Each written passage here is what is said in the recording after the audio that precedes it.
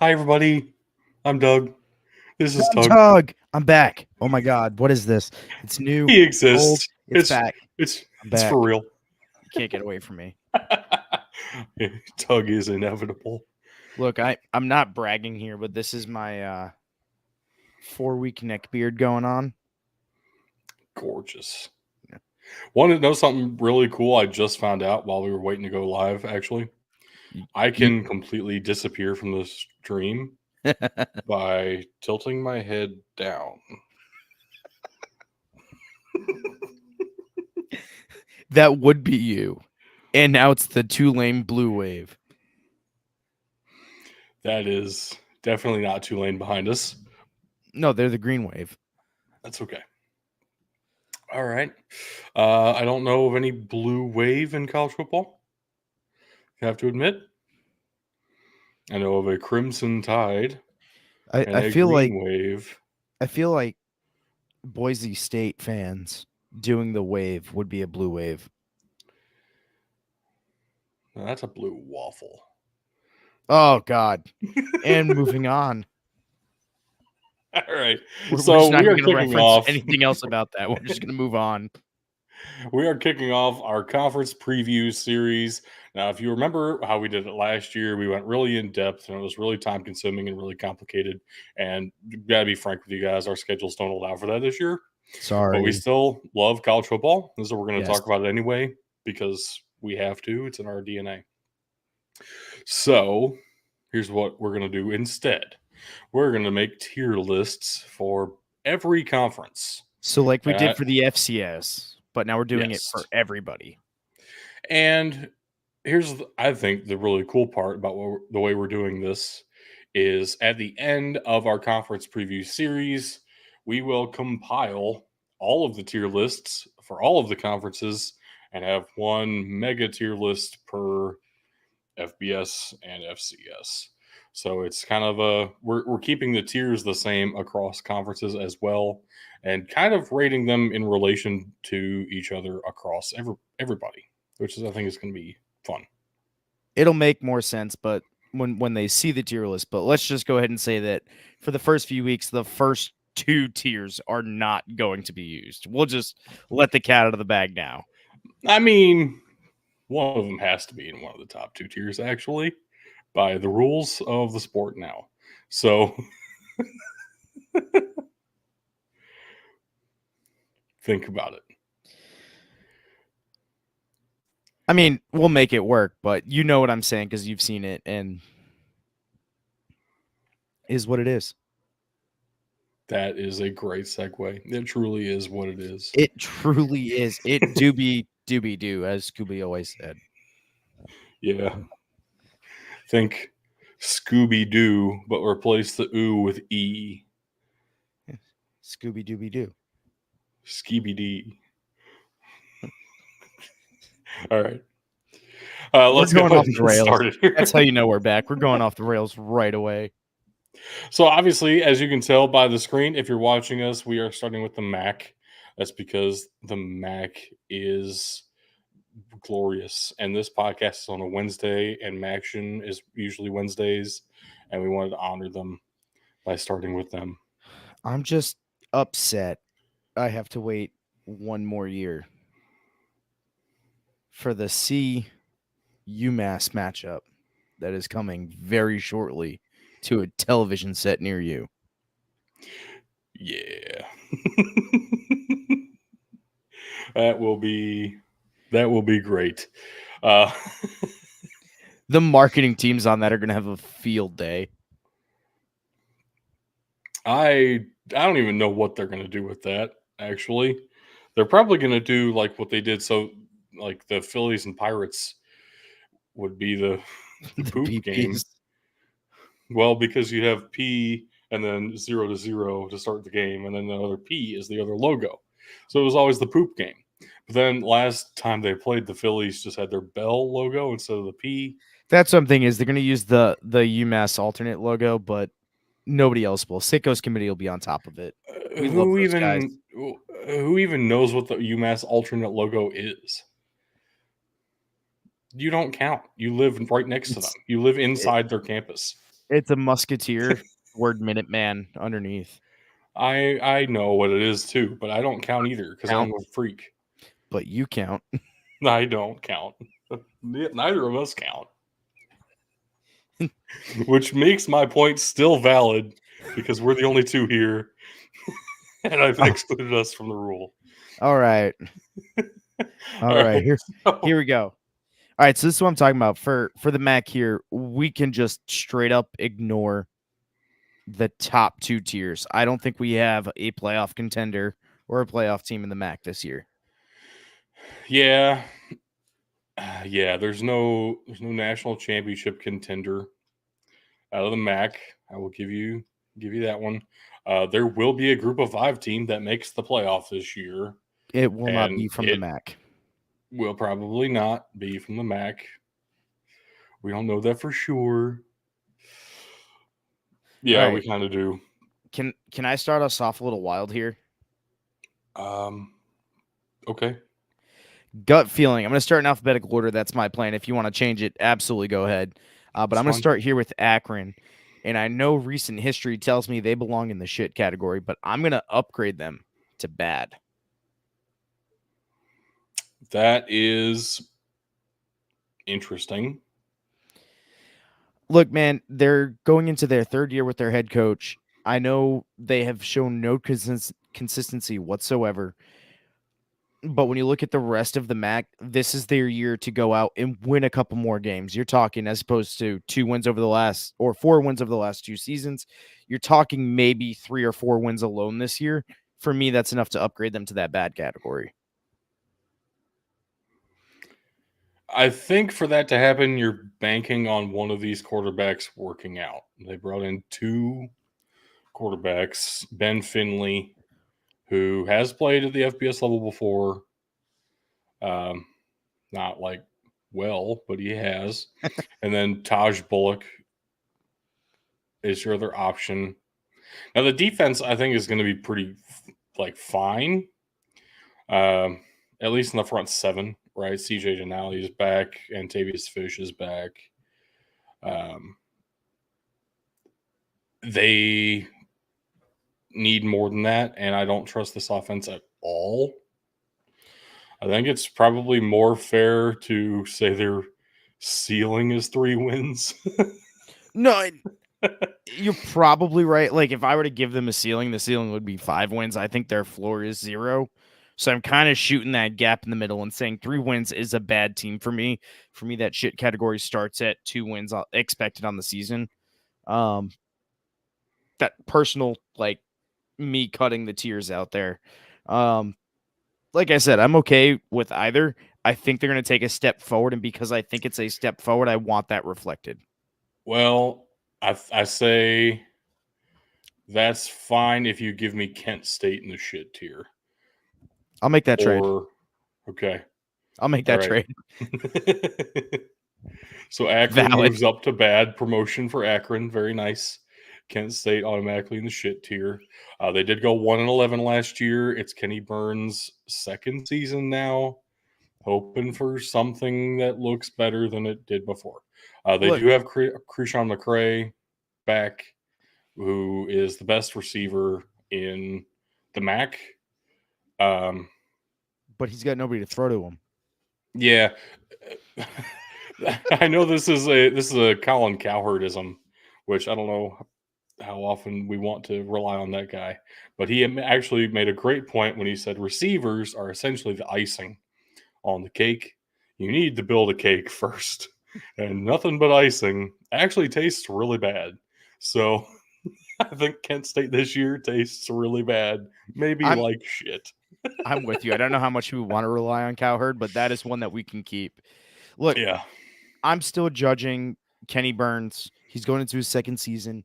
It's a bit outdated now with the transfer portal being as active as it is. I still look for coaches to truly make their mark in that 3rd season. So he's still got a year to work with the team and get them.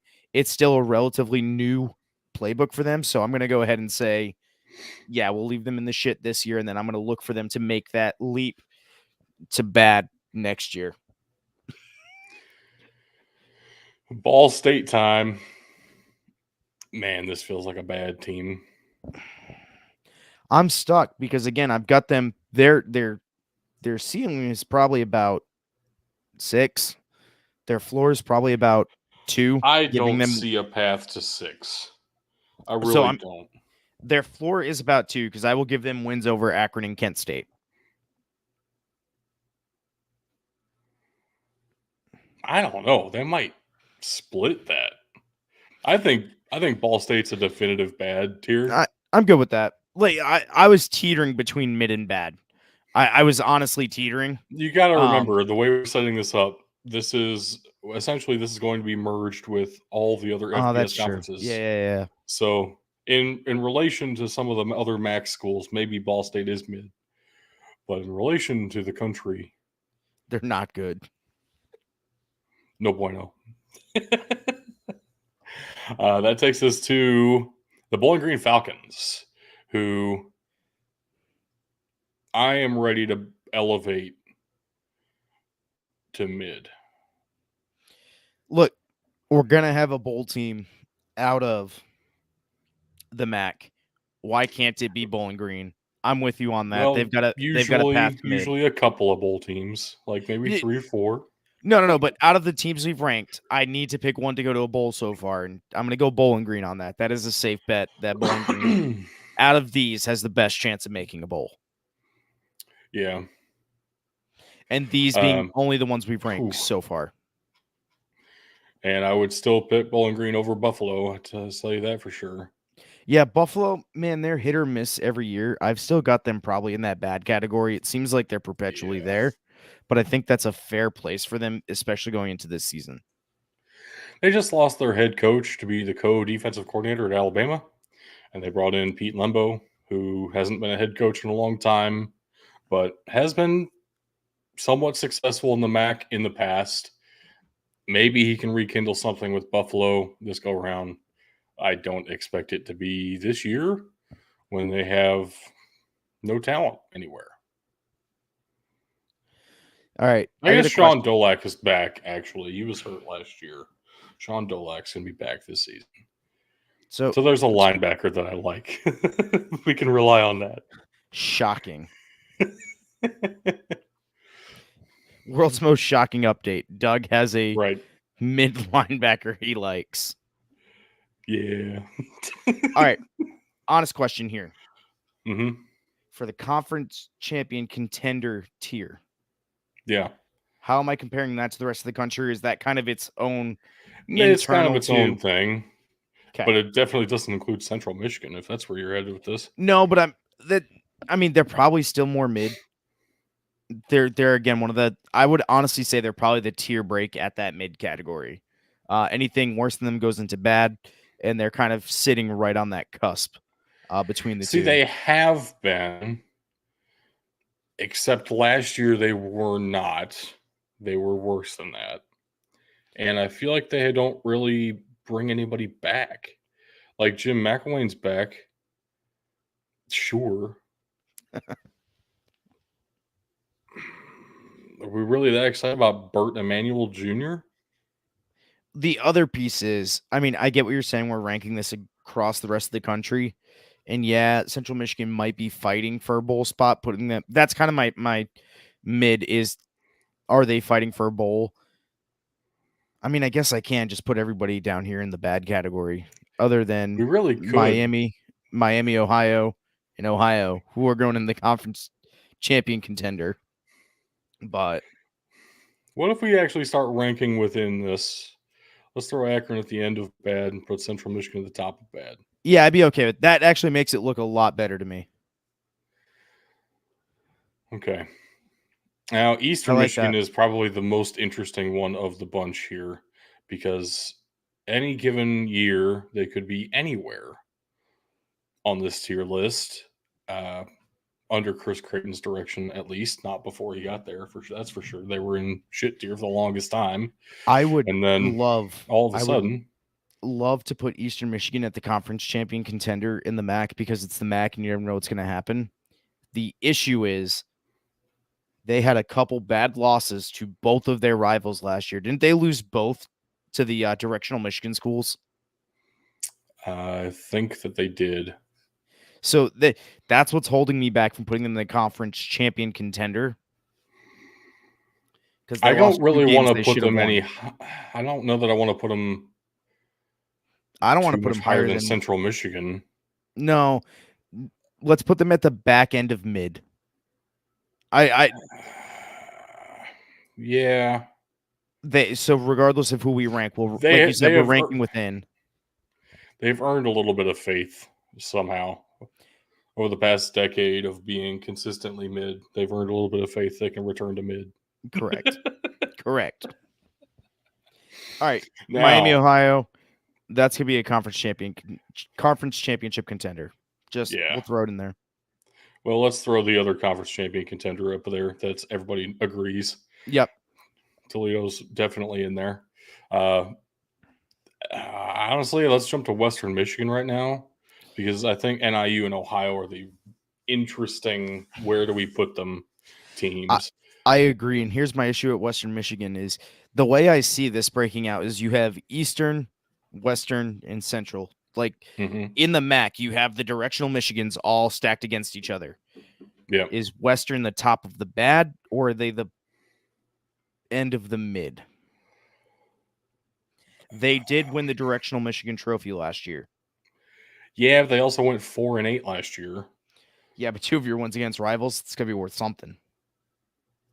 It is Lance Taylor's second year. I'm okay putting them at the front of bad. Like they Yeah, need to go ahead of Central. that's fine with me. That looks good. Nah. Now, the interesting ones. NIU feels like a team that could be really solid this year and legitimately contend for the conference or be 3-9. So here's my thing. When I look at this, we're talking about the MAC. There's no way that you and I can realistically look at each other through this camera and say only 2 teams are competing for the MAC title. Realistically, if we wanted to, because that's internal to the conference, we could have put the entire conference in the conference champion contender. Except for Akron and Kent State. but you get my point. Yeah. Yeah. But you're right. NIU has a terrible floor, but also a really high ceiling. Which makes me just want to put them in the mid. I'd go Probably top. above Eastern Michigan. I might even go. Is their ceiling higher or lower than Bowling Green? Oh man, I know this is a gut check here. I feel like NIU's ceiling is higher, but their variability is also higher. Like I feel like Bowling Green is the more solid team, but probably a lower ceiling than if NIU reaches their full potential. See, but I'm going if we're. I have to give the potential just a little bit higher within that mid category. In the good category, I would agree with you, but we're talking mid here. And what's the definition of mid is being inconsistent. That is one of the definitions of mid. There are like 480 For the definitions purposes of mid. for the purposes of my argument, we're going with that one. Sure. And now Ohio, who very well easily could be in that conference champion contender tier, and probably should be. But I do feel like that's banking on Parker Navarro coming in and producing, which maybe that's not as crazy as it sounds. Curtis Rourke has been great, but has been so injury prone, it's hard to rely on him. I was just going to say, if you can get consistency at quarterback, maybe that helps just as much as getting a great player there. Look, here's my take on Ohio. They lost a great quarterback in Curtis Rourke. Mm-hmm. They also gained a lack of injuries in key games. Yeah. I'm okay putting them in the conference champion contender just because they have been for the past few years. They've just been spurned by a quarterback, but put them on the back end of it. Yeah, right there. Actually, if we're ranking inside of this, do we put Toledo or Miami at the top of our I like conference championship contender. Miami at the top. Miami's See, been has been Miami building a won little bit last more. year, Yeah. Oh, that means they're not going to win this year. Yeah, put Toledo. but Toledo lost DeQuan Finn. Yeah, but Miami won the MAC last year. You don't get repeat Right. MAC champions. They also lost first-round pick Quinyon Mitchell. You Ooh. don't get repeat MAC champions. You're right, but it's possible theoretically. Yeah, so is Kent State winning the conference championship. But Brett Gabbert's back. Like everybody's back. Yeah, Oh gosh. All right. but you don't We're get just leaving it. repeat MAC champions. Yeah. Fuck it. Oh, the hard swing. I like it. Yeah. Miami, by virtue of being the reigning MAC champion, is the bottom of the champion contender tier. This is the only conference that happens, and by the way. All right. You comfortable with this for the MAC? Yeah, I'm comfortable with this for the MAC.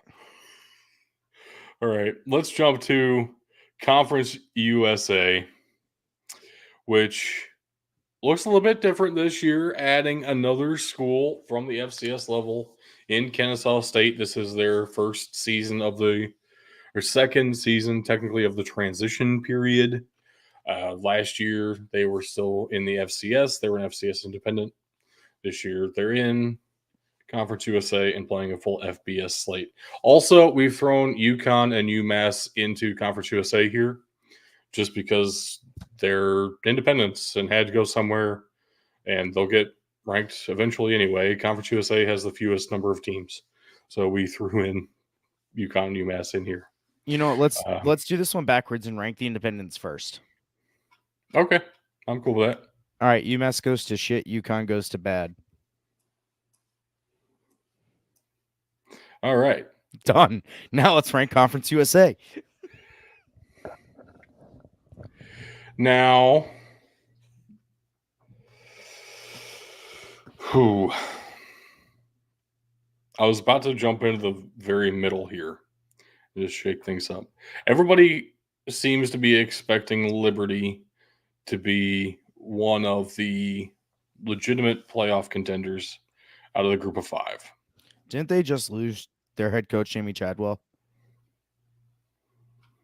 Or wrong? Hugh Freeze. Sorry, it was Hugh Freeze. Yeah, isn't he gone? Jamie Chadwell's in his second year now at Liberty. Okay. And they were in the New Year's Six last year in Jamie Chadwell's first season with Liberty. And also they're returning almost everybody. All right. So looking at this with Liberty, with what they're bringing back, and notoriously playing an easy schedule, like that has been the knock against Liberty forever. Yeah. They will be in that conversation for the group of five representative. They will at least be in the conversation. So I'm okay putting them at the playoff team. Yeah, I'm cool with that too, but I think we do need like maybe two more conference champion contenders. No, 100%. Put New Mexico State in conference champion contender? No, I don't think so. Jerry Kill's gone. And Diego Pavia's gone. Ooh, this gets disgusting then looking at the rest of this conference. Western Kentucky's always in that conference championship contender just because of that high-flying offense they have and their ability to find random quarterbacks and make them throw the ball very, very far. Yeah. Who do they have this year now? Who cares? They brought in somebody new. He's going to get drafted by the Dolphins in the 7th round. We know this. Yes. That is true. TJ Finley. Yeah. We're throwing them up there. I also think Jackson State might be up there, conference champion contender. They did have a good season last year, and they're looking to build on it. Jacksonville State. Are they eligible this year? Yes. Okay. I know we've had this conversation. I just need to ask. JMU and Jacksonville State are both full members of the FBS starting this season. Then, yeah, let's throw JSU up into the... That's all I'm comfortable with Conference USA, though. Yeah, I agree. I think there's a big drop-off. Like, I think everybody else in the conference is probably fighting desperately to see if they might make a bowl game. The one I'm interested in this year is Sam Houston. And I say that because they have a very tough run defense, which is actually huge in Conference USA and in the nation. They usually have one of the top run defenses in the nation. I'm okay putting Sam Houston in the mid category. Their offense is weak, don't get me wrong, but their defense will carry, almost Iowa-esque, just not at the same level, but the same kind of team build there, if you will. Yeah, and they didn't have a great record last year, but they played everybody so dang close. They played Air Force. They held Air Force under 150 yards rushing, I think. Yeah. I'm all right with Sam Houston in the mid. I think I'm also okay. Maybe New Mexico State gets some mid consideration. Yeah. I think we have to after the season they had last year. You got to at least, they're going to compete. It might not look the same, but I feel like they're going to come in with something this year. I just don't know if we can take anything from last year just because of the way college football works now. I would like to see them still be mid. Yeah, no, I'm okay with that. All right, Kennesaw State, put them ahead of UMass, but in the same category. Yeah. That's how much faith I have in UMass.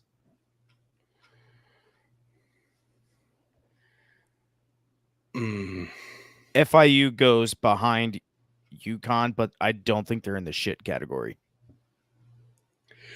My internal struggle with that right now is FIU going to be in front of or behind UTEP? Behind. So for me, FIU is the tier break for Conference USA.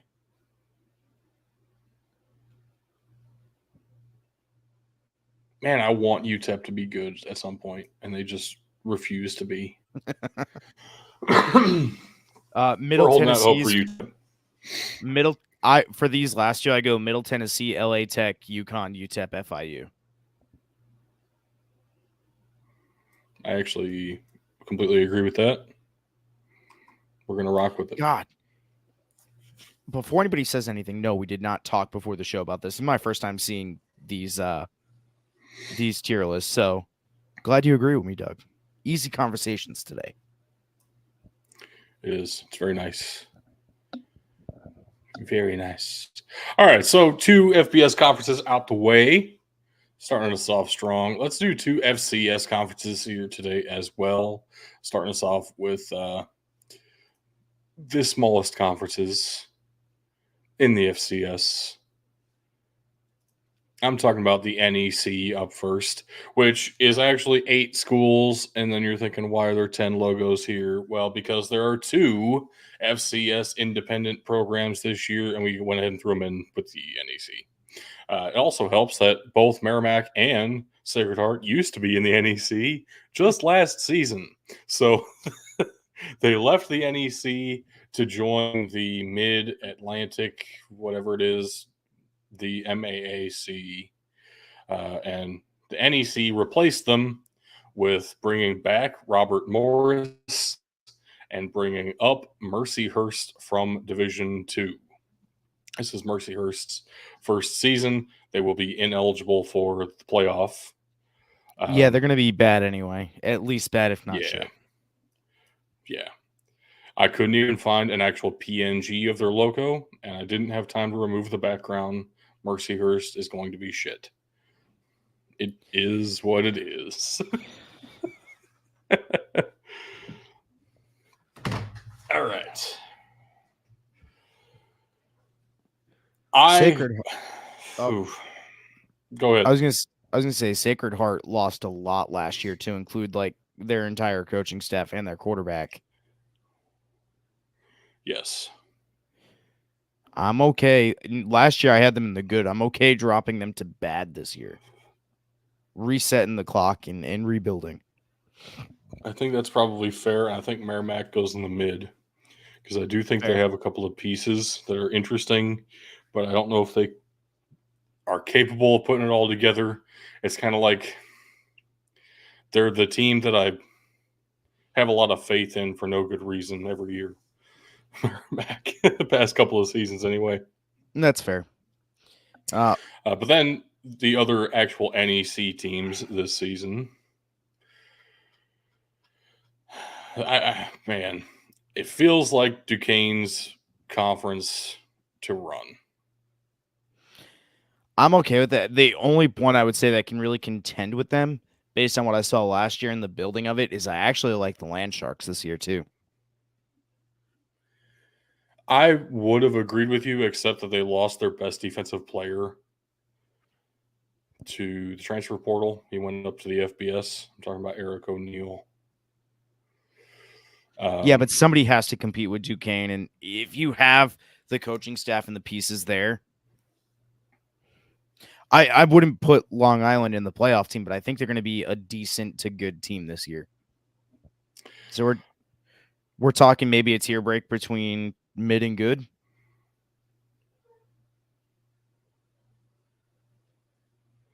maybe I have a hard time putting almost anybody in the good out of this. It feels like Put Long Island at maybe the front end of the LIU. mid. Yeah. Yeah, Yeah. I feel like there's that significant of a tier break between Duquesne and the rest of this conference. Because, But St. Francis is right up there too for me. yep. Well, and I was going to say, because Central Connecticut is shit. They're always shit. They're Yeah, never anything but shit. they go ahead of Mercyhurst though. Congrats. Robert Morris. I didn't even realize they sponsored football, so put them down there. I'll I put hate them in Robert bad. Morris, by the way. There's college hockey rivalries involved there, and I just don't like Robert Morris. All right, so I'll temper that and put them in bad. Fair enough. Stonehill, this is really their third season, I think, in the FCS, coming up from Division Two. They cannot compete for the postseason until 2026 because the way the NCAA does jumps between divisions Trash. and not just between subdivisions. I think Stonehill is going to be fighting their hardest to get out of the bad tier, and I think they're going to fall short. Yeah, they're going to be in that. I'll put them at a Sacred Heart. That's fair. And that leaves us with Wagner. What do we do with Wagner? The Skyhawks. Well, they're not flying high, that's for sure.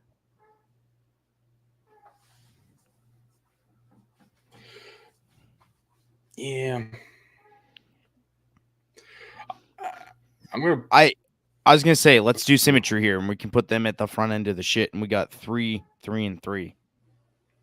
So I feel like they're better than the shit tier, though. You know. Yeah, so put them at the back end of the bad. I'll appease you and put them ahead of Robert Morris too. Oh, I didn't even ask for it, and I love it. Like they ended last season going on a 7-game losing streak. Perfect. So I can't give them too much credit. So they're due for a win. There's something there. They're due for a win. That's what you just told me. Yeah, I feel like they're real close. It wasn't a 7-game losing streak. It was like 5 of the last 7 or something, more like that. But still, it felt rough. Because it was. Yeah.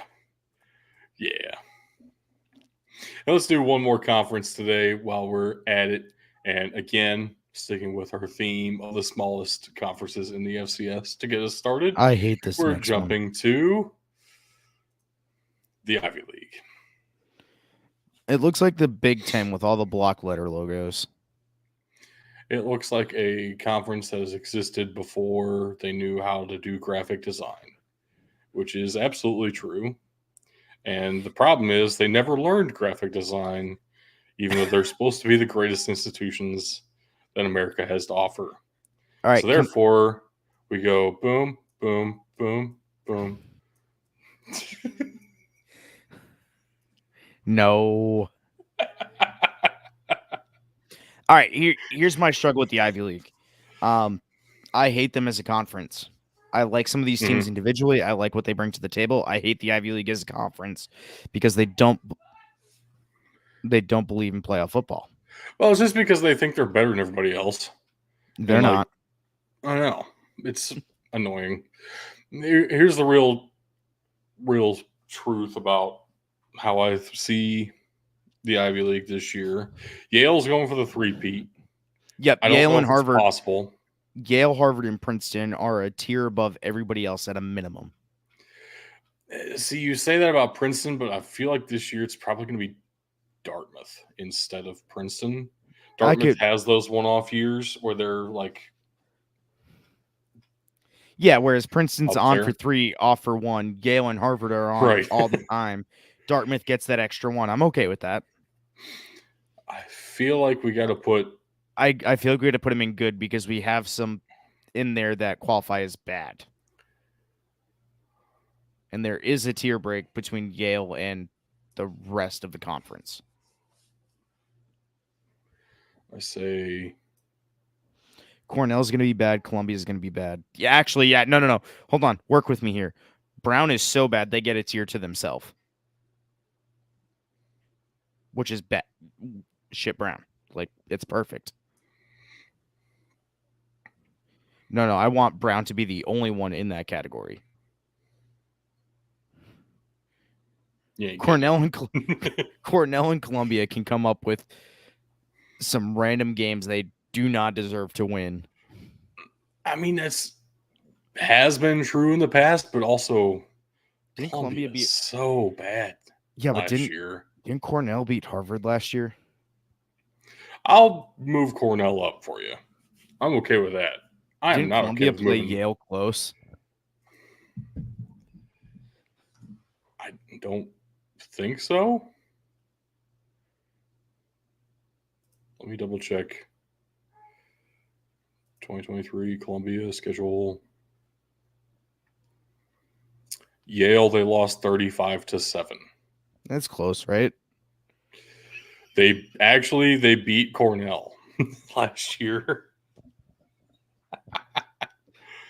Oh man. I honestly threw a long shot hoping I could get Columbia up into the bad tier because Brown is so bad. I want them to have that category to themselves. Yeah, it's not accurate. It's fair. I think there are 3 really shit teams in the Ivy League. I mean, you're not wrong. I just really want to make a point here to the Brown Bears. Is there okay, let's do this. Add whoops. There we go.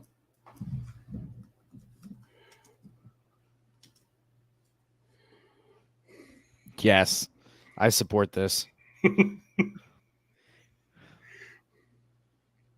Make it brown.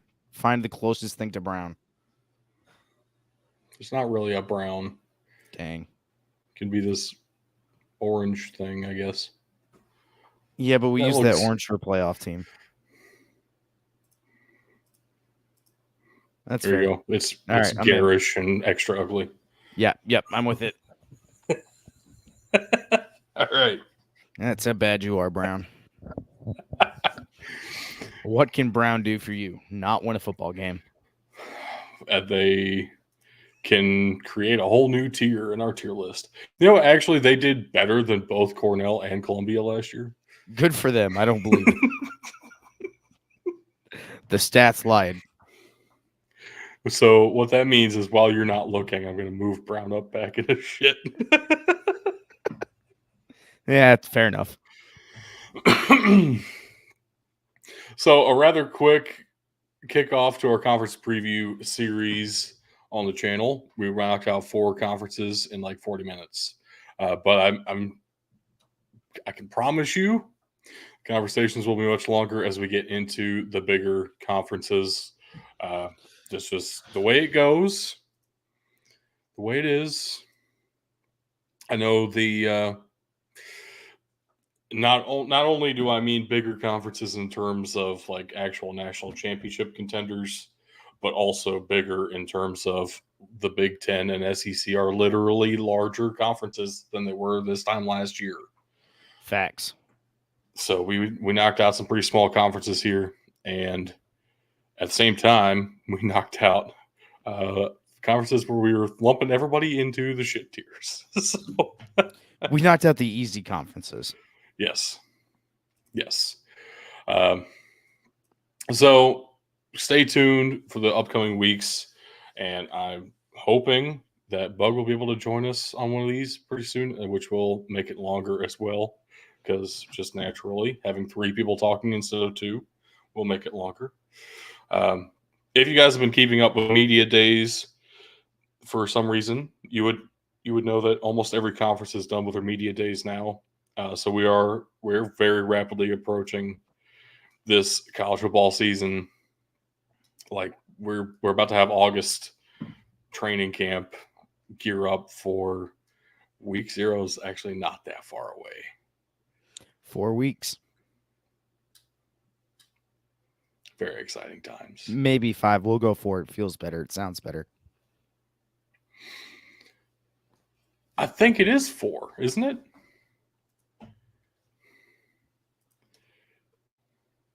Uno, dos, tres, cuatro. That is cinco. You were right when you corrected yourself. So 4.5. We'll go 4.5. Oh no, it's 5.5 because it said 5 weeks, 5 days. Dang it. Yeah. It keeps getting longer every time we talk about it. So let's stop talking about it. Stop. Let's be content where we're at. All right, folks. Thank you so much for tuning in to the Big Dudes in the Trenches podcast.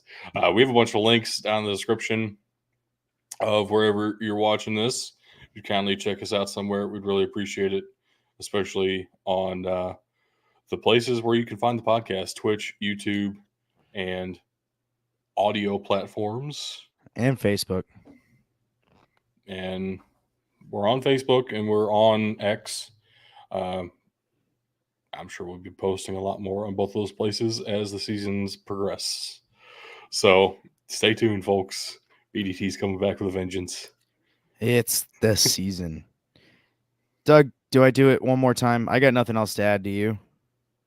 I don't think so. All right. Should I take us out? I miss doing it. Yes, please. All right, ladies and gentlemen, thank you for watching and or listening. And just remember, you can't win a game if you can't win in the trenches.